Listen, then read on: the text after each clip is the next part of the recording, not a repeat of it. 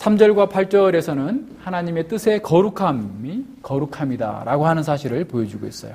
그러니까 바울은 하나님을 기쁘시게 하는 하나님의 뜻은 무엇보다도 거룩합니다라는 거예요. 그런데 이 거룩함에 있어서 그 당시에 가장 문제가 되었던 성적인 문제를 다루고 있습니다.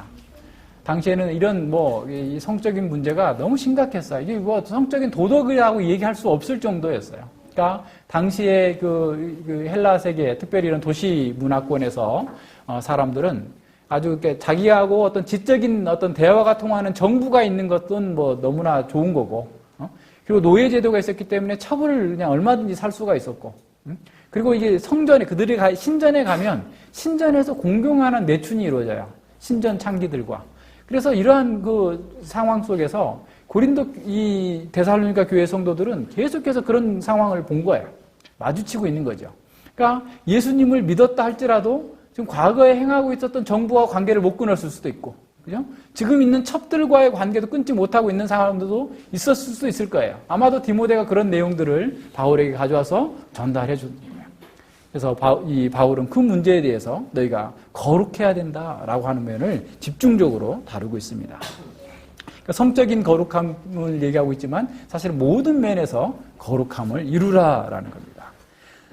이 첫 번째로 음란을 버리라라는 거, 음란이라는 것은 모든 비합법적인 그런 성관계를 가리키는 것이죠. 그러니까 결혼 관계를 통하지 않는 모든 그런 성관계가 다 음란에 속합니다. 결혼은 하나님께서 우리에게 성은 하나님께서 우리에게 결혼 관계를 통해서만 누리도록 주어진 거예요. 그런데 이것을 넘어서는 그 모든 것들은 다 불법적인 거고 죄악이다라는 거예요. 버리라라고 하는 그 단어는 아주 강한 단어입니다. 완전히 잘라내 버리라라는 거예요. 그러니까 하나님께서 우리가 그리스도인으로서 이렇게 산다라고 할 때 이 죄악 가운데에서 중용이라는 건 없어요. 철저하게 잘라내 버리는 거예요. 없애버려야 됩니다. 그런 면에서 온전케 돼야 돼요. 이 4절에 보면 각각 거룩함과 존귀함으로 자기 안에 취할 줄을 알고라고 그랬어요. 이게 헬라어 어순에는 좀 바뀌어 있는데요. 첫 번째는 자기 안에 취할 것으로 알고 했는데 이 안에라고 하는 단어가 이게 스큐라는 그런 단어인데요. 이게 그릇이라는 단어입니다. 그러니까 우리가 베드로전서 3장 그 7절에 보면 자기 아내를 연약한 그릇으로 알아서 존귀히 여기라 그랬죠. 그래서 이제 우리말 번역에는 이 아내라고 번역했는데 이 말은 또 그릇이기 때문에 자기 몸을 가리키기도 해요. 그래서 이제 영어 성경의 많은 번역본들에 보면 이 말이 자기를 절제하고라고 이렇게 쓸 수 있어요. 그러니까 이 말은 자기를 절제하고든 또는 아내를 이렇게 거룩함과 존귀함으로 자기 몸을 절제하고 자기 몸을 다스리든지 취하고든지 아니면 거룩함과 존귀함으로 자기 아내를 대하는 것이든지 둘 다 얘기하는 건 뭐냐면 정말 하나님의 말씀 가운데서 하나님께서 기뻐하시는 대로 온전한 그런 자기 몸을 절제하고 관리하고 또 이 결혼 관계에서 온전한 가정을 이루라라고 하는 이런 면에서 성이 사용되어져야 된다라는 가르침입니다. 그러니까 그리스도인의 가정에서 가장 은밀한 곳에서 사실은 거룩함과 존귀함이 나타나야 돼요. 결혼 관계 속에서 하나님의 어떠하심이 드러나야 됩니다. 하나님의 거룩하심이 드러나야 돼요. 정결하고 순결한 그런 삶을 통하여서 삶 속에서 하나님의 아름다우심과 그 선하심이 우리 가운데 잘 드러나는 것. 이것이 첫 번째입니다. 그런 다음에 얘기하고 있는 것은 뭐냐면 이방인과 같이 세욕을 쫓지 말고 이 일의 분수를 넘어 형제를 해하지 말라라는 거예요. 그러니까 이방인들은 이 세욕을 쫓는 것이 아니라 일상화된 이런 상황인 거죠.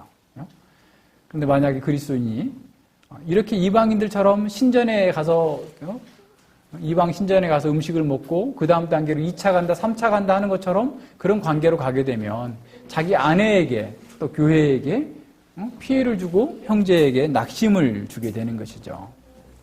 이런 면에서 그렇게 해서는 안 된다라는 거예요. 그러니까 분수를 넘는다라는 것은 경계선을 넘는다라는 그런 의미입니다. 오늘날 많은 사람들은 간음에 빠져하고 온갖 짓을 하면서도 그것은 성적인 자기 권리이기 때문에 국가가 나서서 처벌하는 것은 자신의 개인의 행복 추구권, 사생활의 비밀을 침해하는 거다라고 해서 간통죄를 폐지해야 된다라고 하는 사람들이 있는데 이런 상황 속에서 자기의 가장 가까운 이웃인 아내를 배반하는 사람이 다른 사람을 배반하지 않겠어요? 이런 것 때문에 결코 용납될 수 없는 겁니다. 바울은 6절에서 이렇게 말씀합니다. 이는 우리가 너희에게 미리 말하고 증거한 것과 같이 이 모든 일에 주께서 신원하여 주심이니라. 아내가 밖에서 박대를 당하고 왔다면 남편이 집에서 신원해 주겠지만 가정에서 아내가 박대를 당하면 누가 신원해 주겠냐? 하나님께서 신원하실 것이다. 하나님께서 그 아내의 아픈 마음을 처리하고 너를 형벌할 것이다 라고 말씀하시는 거죠. 그러니까 하나님의 뜻을 저버리고 하나님께서 기뻐하시지 않는 방식으로 자신의 몸을 사용하거나 성적인 관계를 함으로써 다른 형제 자매에 대해서 어려움을 겪게 한다면 하나님께서 심판하실 것을 알라라는 겁니다. 오늘날도 마치 소돔과 고모라와 같이 성적인 도착이 곳곳에 번지고 있습니다. 심지어 초등학교까지 아이들이 야동에 중독이 됐고 심취해 있어서 온갖 성범죄가 일어나고 있다라고 하는데 뉴스가 매일 나올 정도로 이런 심각한 상황입니다. 자기 만족을 인생의 유일한 목적으로 삼는 사람들에게 그런 성적인 탐욕과 도착은 당연한 결과죠.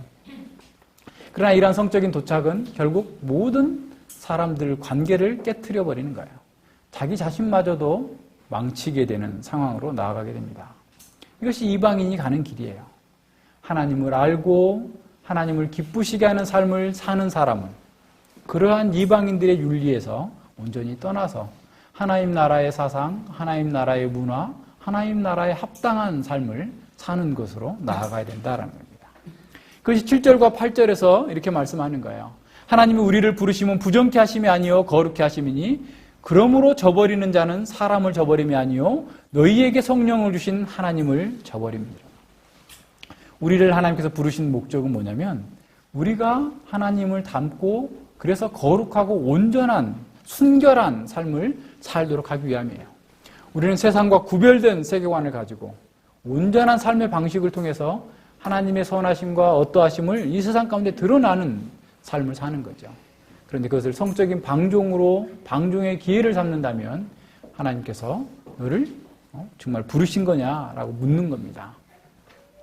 아내를 저버리는 것이 아니라 형제를 저버리는 것이 아니라 오히려 하나님을 저버리는 것이다 라고 말씀하고 있는 거예요.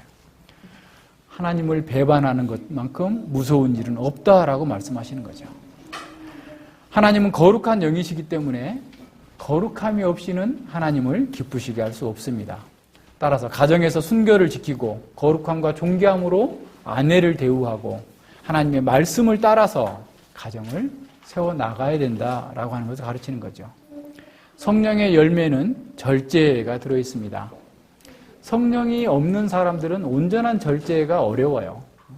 100번 하다가 한 번 넘어지고 계속 넘어지게 돼요. 한 번 넘어지면. 그러나 성령이 그 안에 계시는 사람은 넘어졌어도 그 뒤로 넘어지지 않을 수 있는, 절제할 수 있는 능력이 그 속에서 생겨납니다. 하나님을 기쁘시게 하기 위해서 그런 모든 것들을 포기할 수 있는 사람인 거죠. 두 번째로 바울은 이 9절과 12절에서 사랑하는 삶으로서의 하나님을 기쁘시게 하는 삶을 가르치고 있습니다. 먼저 그들은 가르침을 받은 대로 형제를 사랑했어요. 그래서 아까 말한 것처럼 형제 사랑에 관하여는 이라고 얘기하고 있죠. 그들은 이미 사랑했기 때문에 칭찬을 받고 있습니다. 너희에게 쓸 것이 없으면 너희가 친히 하나님의 가르침을 받아 서로 사랑함이라 그랬어요. 사랑하는 사람이에요. 바울은 그들이 초신자였음에도 불구하고 사랑의 수고를 마다하지 않으면서 열심으로 교회를 섬기고 다른 성도들을 섬긴 것에 대해서 기뻐하고 감격해 한 거죠. 이 하나님을 기쁘시게 하는 사람, 또 하나님께서 원하시는 그런 일을 하는 사람들은 하나님께서 원하는, 하나님께서 사랑하시는 다른 형제를 사랑할 수밖에 없는 것이죠. 그래서 요한 1서 4장 2절에서 이렇게 말씀합니다. 요한 사도는 하나님을 사랑하는 자는 또한 그 형제를 사랑할지니라. 하나님을 사랑한다면 그 형제를 사랑할 수밖에 없다라는 겁니다. 그러니까 하나님 사랑과 형제 사랑이 별개로 움직이는 게 아니에요. 늘 같이 나가는 것임을 말씀해주고 있는 거죠. 마치 우리의 가족을 사랑하고 가장 가까운 사람들에게 우리의 마음이 계속 쓰이는 것처럼 그렇게 교회가 서로 사랑하는 거죠. 사실은 사랑하면 추워도 추운 줄도 모르고, 그죠? 배고파도 배고픈 줄도 모르고, 추워도 추위를 이길 수 있고, 배고파도 배고픔을 견딜 수 있는 그런 그 능력이 사실은 생깁니다. 열정으로 사랑할 수 있는 것이죠. 데살로니가 교회는 사실은 자기 것을 다 주면서도 자기 것을 자기 것이라고 주장하지 않고 주님의 심정으로 형제를 사랑하고 자신의 소중한 것들을 내놓을 수 있는 그런 사람이었습니다. 그들이 왜 그렇게 할 수 있었을까요? 그들 속에 하나님의 생명이 있었기 때문에 그런 거예요. 그래서 가르침을 받은 대로, 말씀대로 그렇게 사랑하며 살았던 겁니다. 그래서 이 바울은 그들에게 그렇게 칭찬을 하면서 더욱더 많이 하라라고 말합니다. 그런데요, 더 놀라운 것은 데살로니가 교회의 성도들의 사랑은 자신의 교회만 또는 바울에게만 이렇게 사랑을 전한 게 아니에요. 마게도냐 지역 전체 교회를 위하여서 그들의 사랑을 나타냈다라는 겁니다. 한번 보실까요? 거기 보세요. 10절에 너희가 온 마게도냐 모든 형제에 대하여 과연 이것을 행하도다. 마게도냐 온 형제들을 대하여서 사랑하는 것을 행하였다라는 거예요. 얼마나 놀라운 일입니까? 일면식도 없는 사람들이에요. 빌립보 교회 또는 베레아 교회의 성도들일 수도 있어요. 왜냐하면 베레아 교회는 아무래도 가난한 시골 지역의 교회였고 데살로니가 교회는 그 지역에서 가장 그 마게도냐 주의 주도였기 때문에 수도였기 때문에 더 부자였을 수 있어요. 그런데 그런 그 마게도냐 교회가 탄생한 지 얼마 되지 않았는데도 불구하고 자기 교회만 아니라 지금 고난을 겪고 있는 빌립보 교회 성도들이나 베레아 성도들에게 또는 지금 바울에게까지 선교 헌금을 보낼 정도로 그 사랑을 나타내었다라는 거예요. 그들이 그렇게 할 수 있었던 것은 무엇일까요? 그들이 그리스도의 마음으로 가득했기 때문에 그래요. 그리스도의 심정으로 가득했기 때문에. 지난 화요일 날 중국에서 지난 6월에 저랑 같이 공부했던 피아노 학교 학생들 몇 명이서 방문을 했습니다. 근데 이제 그들이 비가 와가지고 일산에서 오는데 제 시간에 도착을 못했어요. 한 30분 정도 지연이 돼서 도착을 해서 우리 같이 점심 먹고 교제하고 이렇게 보내려고 했는데 점심도 그냥 급하게 먹었고 또 차 마실 시간도 별로 없이 이렇게 갔습니다. 그래서 이제 또 그분들의 일정이 또 빠듯하고 해서 그렇게 갔는데 그 중에 어떤 한 성도님이 저녁에 문자가 왔어요. 멀리서 오시는 그 성도님께서 그 귀한 형제들이 왔는데 그들에게 대해서 따뜻하게 인사도 제대로 못하고 눈도 제대로 못 마주치고 온 것이 내내 마음에 걸립니다. 그들에게 뭔가를 좀 해줬어야 되는데 하면서 그런 이렇게 마음에 그런 게 있는 거예요. 그래서 제가 성도님 뭐 후원해 주셔서 그들에게 작은 선물도 했고 식사도 우리 성도님들이 사신 것으로 제가 알렸습니다. 이렇게 말씀을 드렸는데 그분에게 왜 그런 마음이 있었겠어요? 정말 그리스도의 마음이 있으니까 겉으로 보기에 보잘것없고 정말 우리하고 아무 상관없는 사람처럼 보이지만 그리스도 안에 있는 형제에게 뭔가 나누고 싶은 그러한 사랑의 심정이 그 속에 있었던 거죠. 저는 그 속에서 정말 그분의 마음에서 예수 그리스도의 마음을 볼 수 있었던 겁니다. 자신이 이 예수님의 사랑을 체험하고 보니 예수님 안에 있는 사람이 얼마나 귀한지를 알게 된 거죠. 그래서 그들의 어려움이 자기의 어려움이고 그들의 기쁨이 자기의 기쁨이다 라고 생각할 수 있는 겁니다. 사실 그 피아노 학교에 있는 학생들은 중국에서도 좀 소외된 학생들이에요. 대학 진학을 못하고 피아노 학교에 와서 2년 정도 교육을 받고 이렇게 가는 그런 분들이죠. 겉으로 보면 약하죠. 우리 눈에 볼 때는 더 약할 수 있죠. 그러나 외모로 보지 않고 그 사람 속에 그들 속에서 정말 하나님을 사랑하고 주님 안에 있는 한 형제라고 하는 그 마음으로 그들을 보는 것 자체가 얼마나 귀한 겁니까? 오늘날 개인주의 영향으로 교회마저도 자꾸 개교회, 내 교회, 그죠? 이렇게 어떻게 보면 개교회주의가 편만한 그런 상황 속에서 이렇게 데살로니가 교회는 시작한 지 얼마 되지 않았음에도 불구하고 자기 교회뿐만 아니라 자기 교회 성도들뿐만 아니라 정말 보편 교회 안에 있는 성도들과 교회를 사랑하는 것을 실제로 실천했다라는 겁니다. 그들은 가난한 사람들 속에 있었고 여러 가지 어려움들이 있었음에도 불구하고 자신의 재물을 가지고서 그들에게 사랑을 나타냈다라는 거예요. 사실은 진실한 사랑은 자신에게 가장 귀한 것을 나눠주는 거예요. 하나님께서 우리를 사랑하셨다라고 하는 것은 하나님의 가장 귀한 독생자를 우리에게 보내셔서 우리를 구원하신 거예요. 우리가 그러한 사랑을 받은 사람답게 우리에게 귀한 것 내어주는 것, 그것이 바로 사랑의 표현으로 나타나는 겁니다. 재물이 있는 곳에 마음이 있는 것처럼 진정한 그런 헌신된 사랑은 그런 자기 희생적인 특징을 가집니다. 그런 점에서 사실은 돈 자체가 중요한 게 아니라 돈은 자기 희생의 하나의 표현이에요. 이런 부분에서 진정한 사랑을 나눌 수 있었던 겁니다. 성령을 받은 예루살렘 교회가 자신의 재산을 팔아서 교회 중에 가난한 자들을 구제하기 위하여서 기꺼이 내놓았던 것처럼 이 데살로니가 교회는 눈에 보이지 않는 일면식도 없었던 그 교회와 성도들을 위하여서 자신을 기꺼이 내놓는 사랑을 나타내 보였다라는 겁니다. 바울은 바로 그러한 사랑을 발판으로 해서 더욱더 많이 하라라고 권하고 있는 거예요. 이런 것들을 생각해 봐야 됩니다. 세 번째로 그 11절과 12절에서 보면 내가 너희에게 명한 것 같이, 그러니까 이미 또 그때 가르칠 때 가르친 거예요. 명한 것 같이 종용이 일하여 자기 일을 하고 너희 손으로 일하기를 힘쓰라라는 겁니다. 그러니까 형제 사랑에 기대어서 그냥 어떤 사람들은 그 사랑의 법 아래 숨어서 다른 사람에게 사랑을 요구하면서 자기 일을 안 할 수 있는 그런 유혹에 빠질 수 있는 거죠. 그러나 진정으로 사랑의 법이 작동한다면 바울이 얘기하는 것은 노동의 법도 작용해야 된다라는 겁니다. 종용이 일하라라는 것은 이렇게 말만 하지 말고 정말 어디 가서 이러쿵저러쿵 시비 걸지 말고 자기 일을 더 열심히 하라는 거예요. 성실하게 조용히 하라는 거예요. 무슨 일을 하나 해놓고 자꾸 소리나게 이렇게 드러내지 말고 자기가 해야 될 일들을 조용하게 열심히 부지런하게 하라는 거예요. 손으로 일하기를 힘쓰라는 거예요. 말만 하지 말고 현실적으로 자기에게 주어진 일들을 감당하라라는 겁니다. 형제 사랑의 실질적인 출발점이 바로 여기에 있는 거예요. 다른 상도에게 일단 부담을 주지 않으려고 하는 거예요. 그리고 할 수만 있다면 부지런하게 열심히 일해서 경제적으로 자립할 뿐만 아니라 우리의 도움이 필요한 사람들에게 도움을 줄 수 있는 그런 일까지 하라라는 겁니다. 그러니까 우리 그리스도인들은 가정에서 정말 거룩함과 존귀함으로 아내를 대하고 다른 세상과 다른 방식의 삶을 사는 것뿐만 아니라 재정의 사용에 있어서도 다른 사람들에게 세상 사람들과 다른 그런 모습을 보여줘야 된다라는 겁니다. 그러니까 이런 면에서 그리스도인의 삶의 고상함과 아름다움에 대해서 분명히 나타내 보이고 또한 사회적인 책임에 대해서도 온전하게 감당하고 국가에 대한 책임도 세금 낼 게 있으면 내고 그걸 뭐 덜 하려고 하지 말고 우리가 할 수 있는 한 최선을 다해서 할 수 있는 일을 다 하는 것이 그리스도인으로서의 삶의 방식이다라는 것을 보여주는 거예요. 그것을 하나님께서 기뻐하시는 거고 그것을 우리가 이루어 나가야 된다라는 겁니다.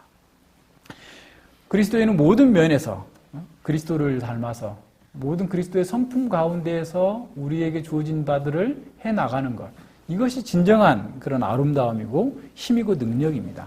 그리스도인들이 게으르고 다른 사람에게 비난받는 그런 일을 하고 다른 사람에게 부담을 주고 이런 식의 삶을 사는 것은 반복음적인 거예요. 복음을 자기가 고백하는 복음을 어떻게 보면 삶으로 부인하는 것이 돼요.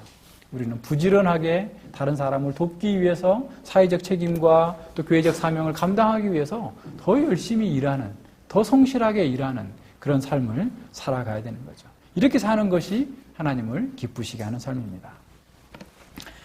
자기 만족을 최대 목표로 삼는 사회에서는 사람들을 약삭빠르게 이용해가지고 자기 이익을 추구하는 사람들이 능력 있는 사람이라고 여겨지는 거죠. 그런 사람들에게 자기를 기쁘게 하는 것이 아니라 하나님을 기쁘시게 해야 된다라고 한 그런 말씀은 정말 어리석고 이상한 얘기 같을 거예요. 그러나 자기 만족만을 추구하는 사람들이 직면하게 된 그 결국은 무엇입니까? 그것은 자기 파멸적인 결과예요. 성적인 만족만을 추구하는 사람들은 성적인 불구가 되고 결국에는 그 성을 통해서 아무런 기쁨을 누리지 못하는 불감증에 빠지게 됩니다. 돈을 통해서 자기 만족의 근원을 삼는 사람들은 돈이 자기를 자유롭게 해줄 것이라고 생각하지만 오히려 돈이 종이 되어서 돈 때문에 모든 인간관계가 파괴되고 자기 인생을 다 팔아버리는 이런 상태로 나아가게 되는 것이죠.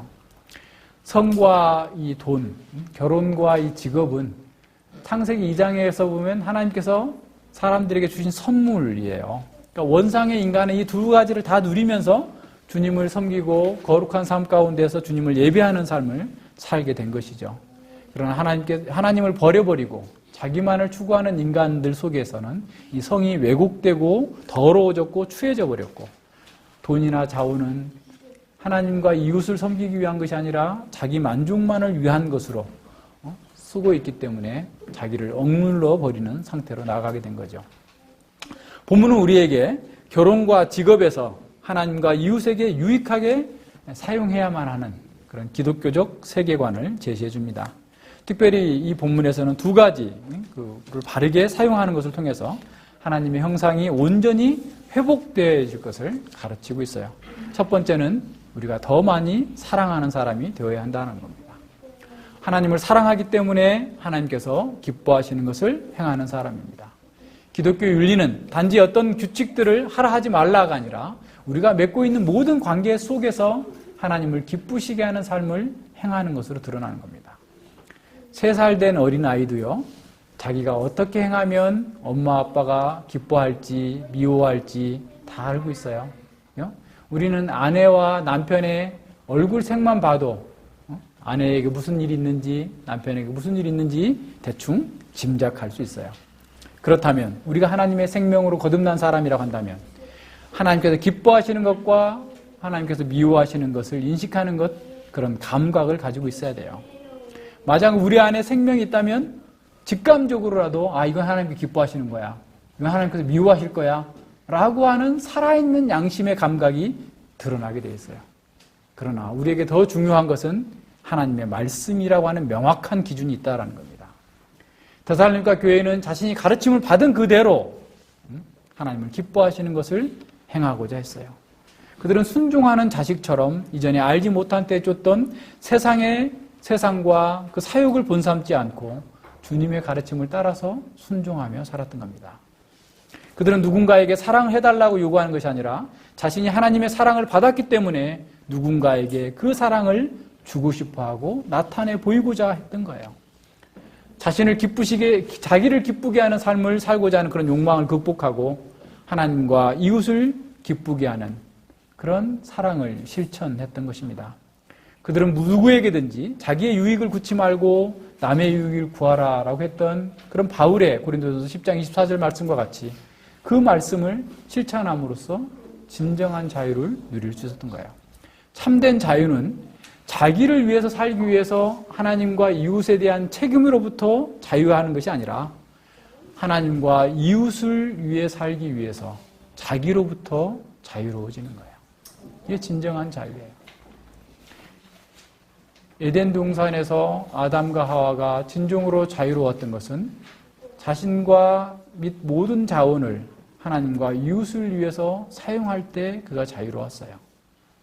그러나 하나님에 대한 책임, 이웃에 대한 책임을 회피하고 자기만을 위해 살게 됐을 때 그는 죄의 종이 됐고 육신의 종이 됐고 재물의 종이 되었던 것입니다. 둘째로 우리는 날마다 성장해야 됩니다. 우리는 하나님을 더 많이 기쁘시게 해야 되고 다른 사람을 더 많이 사랑해야 됩니다. 우리의 사랑은 그리스도의 충만한 분량에 이르기까지 결코 만족해서는 안 됩니다. 우리가 자기 만족에 빠지는 것만큼 위험한 것은 없습니다. 이 정도면 됐지라고 하는 것은 우리의 허영심의 결과입니다. 우리가 허영에 빠져서 자기에만 관심을 갖고 이웃과 교회에 대해서 무관심에 빠지지 않도록 끊임없이 우리 자신에게 경종을 울려야 됩니다. 우리는 이 일에 대해서 이 세상에서 완전함을 이룰 수는 없을 겁니다. 그러나 우리는 표대를 향하여서 쫓아가는 거예요. 열심히 내가 할 수 있는 한 최선을 다해서 더 많이, 더 기쁘게, 더 많이 사랑할 수 있는 사람으로 온전케 되어져 가는 것이죠. 의롭다함을 입은 것은 우리가 단번에 됐어요. 그리스도의 십자가 못 박혀 죽으심으로 말미암아서 단번에 되었습니다. 그러나 우리의 거룩함과 사랑은 단번에 완성되는 것이 아닙니다. 우리는 거룩함과 사랑에서 날마다 성장해야 됩니다. 이 성장은 앞서 토마스 구이든 목사님 말씀하신 것처럼 그리스도에게 접붙여 있기 때문에 우리는 필수적으로 성장해야 돼요. 성장하지 않으면 병든 걸거나 뭔가 문제 있는 거예요. 성장해야 됩니다. 반면에 우리의 부패성을 제거하고 죄를 죽이는 삶을 통해서 이것이 이루어지기 때문에, 성장이 이루어지기 때문에 또한 큰 싸움입니다. 우리는 자기를 기쁘게 하려는 유혹을 이겨내야 되고 세상 풍속이라고 하는 거대한 조류에 맞서서 싸워야 됩니다. 그럼에도 우리는 성장할 수 있습니다. 요한 1서 2장 14절이죠. 아이들아, 내가 너희에게 쓴 것은 너희가 아버지를 알았으며, 아비들아, 내가 너희에게 쓴 것은 너희가 태초부터 계신 이를 알았으며, 청년들아, 내가 너희에게 쓴 것은 너희가 강하고 하나님의 말씀이 너희 속에 거하시고 너희가 흉악한 자를 이겼음이라. 하나님의 생명을 가진 자는 강한 자입니다. 우리 스스로 뒤로 물러서서는 안 돼요. 우리 속에 하나님의 생명이 있으면 우리는 강한 자예요. 우리 속에 하나님의 말씀이 있으면 우리는 흉악한 자를 이길 수 있는 사람들이에요. 우리는 이러한 싸움에서 결코 물러서서는 안 되는 사람이고 물러설 수 없습니다. 날마다 성령님을 의지하여서 그 말씀에 순종함으로 싸워서 승리할 수 있도록 해나가야 돼요. 만약 우리가 우리의 가진 신앙 때문에 사실은 이 세상 사람들로부터 주목을 받아야 돼요. 그렇기 때문에 우리는 더 자라가야 됩니다. 세상 사람들은 10년 만에 만났어도 전혀 달라지지 않았어요. 그 사람의 생각도 바뀌지 않았고 삶의 모습도 바뀌지 않았고 정말 안 바뀌어요. 근데 예수님 믿는 사람은 매일매일 새로워져야 돼요. 1년 전과 지금 여러분이 비교했을 때 내가 달라져 있어야 돼요. 생각하는 폭이 넓어졌고 깊어졌고 이 그리스도를 기쁘시게 하고 하나님을 기쁘시게 하는 삶의 영역도 넓어져야 되고 깊어져야 되고 형제를 사랑하는 면에 있어서도 넓어져야 되고 깊어져야 되는 거예요. 우리는 날마다 성장해 가야 돼요. 이런 면에서 우리는 세상과 사단과 모든 사람에게 주목을 받고 있음을 기억해야 됩니다.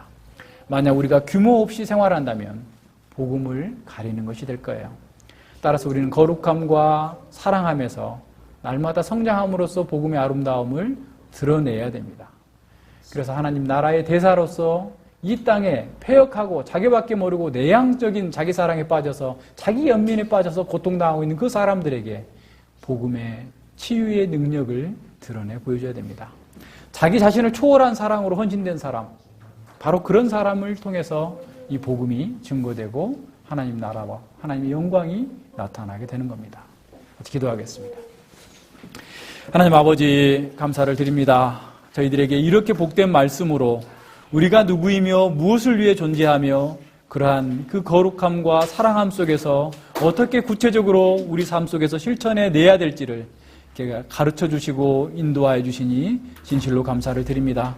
아버지여, 저희들은 늘 부패한 육신을 가지고 있어서 정말 이것을 훈련시키지 아니하면 우리도 모르게 엉뚱한 것으로 자기 사랑과 자기 연민과 자기를 기쁘게 하는 삶으로 떨어질 수 있는 위험이 너무나 큰 존재임을 깨닫습니다.